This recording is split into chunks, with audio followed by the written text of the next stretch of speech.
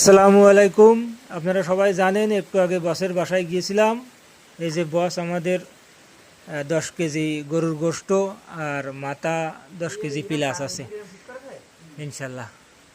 যাও কাজেব, এই কত সময় লাগবে না এই মাথাটা পরিষ্কার করি উঠতি? ঘন্টা দেড় দুই চামড়া ছাড়ানি হইল। হ্যাঁ, এখন কুপাকুপির কাজ বাকি আছে। ও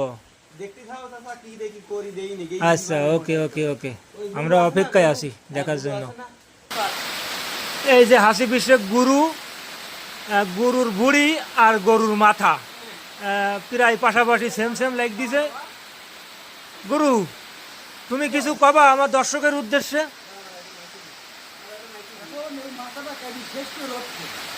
তারপর কষায় না, সুসায় না, মানে একটু কষ্ট তো হবেই, কারণ আমাদের এটা সবসময় অভ্যাস না, তার কারণে, তাই না?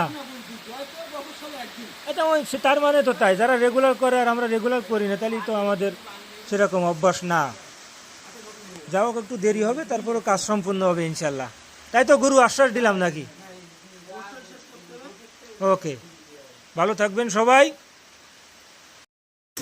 না, পালোয়ানের দিয়ে হবে প্রায় শেষের পথে। এই যে ঠিক আছে।